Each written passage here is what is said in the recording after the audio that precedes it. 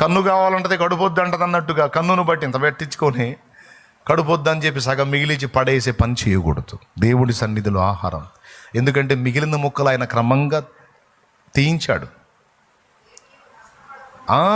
ఏమీ నష్టపడకుండా మిగిలినవన్నీ పోగు చేయుడని వారితో చెప్పాను. నష్టపుచ్చకూడదు. అందుకే నేను చెప్తాను, ఎక్కడన్నా ఏదన్నా వేస్ట్ అయిపోతుంటే బాధపడతాను. అది అది అట్లా దేవుంది కదా, అది అట్లా చేయకూడదు కదా, దేవుంది కదా, అట్లా వేస్ట్ చేయకూడదు కదా, దేవుంది కదా అని చెప్తాను. దేవునికి స్తోత్రం కలుగును గాక. పెద్దగా చెప్పండి. అబ్రహాముకి కుమారుని ఇవ్వబోయేటప్పుడు అబ్రహాం ఇంటికి వచ్చి తినిపోయాడు, అవునా? అంతకుముందు ఎప్పుడు ఇంటికి రాలా, తినలా, జస్ట్ దర్శించాడు, వాగ్దానాలు ఇచ్చాడు, అదృశ్యమయ్యాడు. కానీ ఈసారి ఇస్సాకుని ఇవ్వబోతున్నాడు. నెక్స్ట్ ఇయర్ ఇస్సాకు పుట్టబోతున్నాడు. ముందు